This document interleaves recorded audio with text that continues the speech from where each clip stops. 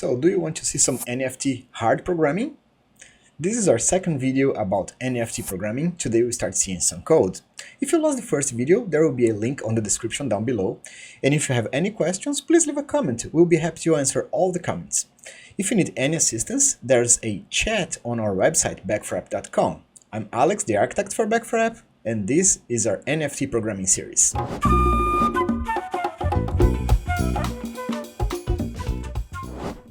So in order to follow this tutorial, I'll be using this amazing project created by Dapp University. So you can go to github.com/Dapp University/NFT. And here you'll have all the code needed to build your NFT application. So here I'm going to click on code, copy this URL here, go back to my terminal and type git clone and then paste the URL. It will clone the project for me and open it inside my machine using Visual Studio. So open. Then I'm going to desktop and NFT and choose open. Now if you notice, inside the contracts folder they have the full ERC721.sol file that has all the code for the smart contracts inside the Solidity language. So the original owner made this so it is compatible alongside the time, because perhaps something might change over time during the online code. So if you use if you only import the ERC721 from the NPM package, it could change over time and break your project. So the owner downloaded and run this inside its own project, so it can be sure that at any time the code will be the same and very consistent. Inside our color.sol file, it's where we're going to start writing our code. So the first thing I have to do is type Pragma Solidity 0.5.0 because this specifies the version that I'll be using. Then I will import my ERC721 full.sol file, which is here. Remember, you can always import this from the NPM module if you wish to do so, but the original developer made this like this because it will be consistent over time, even if the code changes on the NPM package. Then it will create a new contract color, because color is what we will be saving in this project, is ERC721 full. And inside this contract, we are going to start by declaring a string. So a string, it's an array, public colors, where we will be putting all our colors.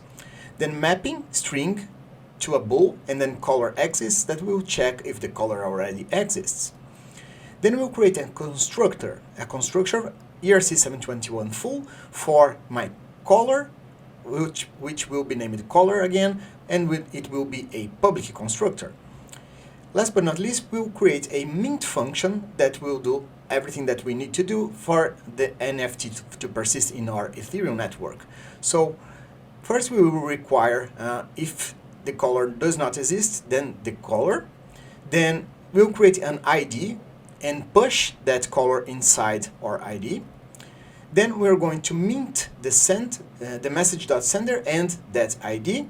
And last but not least, check color exists underline color equals true, because now the color does exist. All we have to do now is click save and go to the next step. Now it is time for us to set our Truffle.config file. You'll find it down here in Truffle.config.js. If you open that file, you'll find a module export. Inside here, we are going to add a networks key, inside it a development key where we are going to connect to our development network, and inside that a host, which is my loopback email, which means my own machine. Then the port where the Ganache server is running is usually 7545. And last but not least, the network ID. This means the ID of the network that you want to try to connect. You can specify the ID that you want, or you can put an asterisk and it will match any network ID that is found. Now that we have set up everything, it's time for us to test if our compiler is going to compile all our code without any errors. So here on my terminal, I'm going to type Truffle compile. Hit enter, and wait for it to finish. I'm expecting this to actually have an error, so let's wait for it. There you go. As you can see, there is an error, and when the original owner put the Pragma Solidity 050 where I showed you on the file before, it's actually now currently being used the 0.5.16, so we have to change that. So I'm going back to my color.solidity, and here where we put Pragma Solidity 050, I'm going to put 0516. Save it, and then go back to my terminal and run Truffle compile again. This time it should work. There you go, it's working. So let's go to the next step. Now it is the time for us to set up our Metamask wallet with our Ganesh server. So here I have my Metamask wallet open.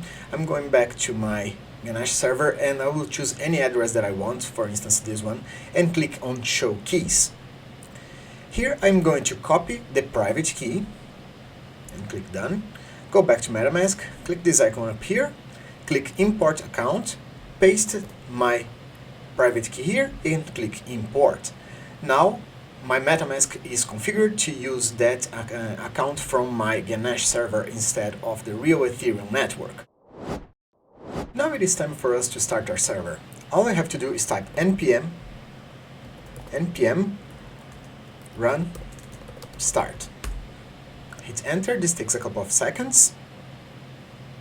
It will open Google Chrome.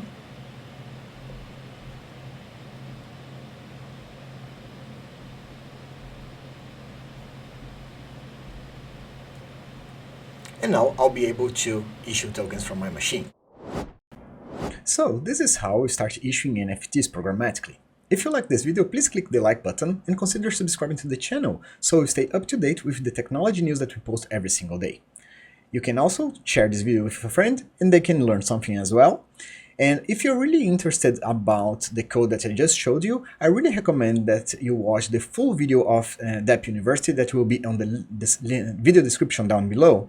They go in a much more detailed view of everything that I just showed you. And please don't lose our third and last video about NFT programming, where I'll be showing how to integrate it with our product. So see you soon. Bye bye.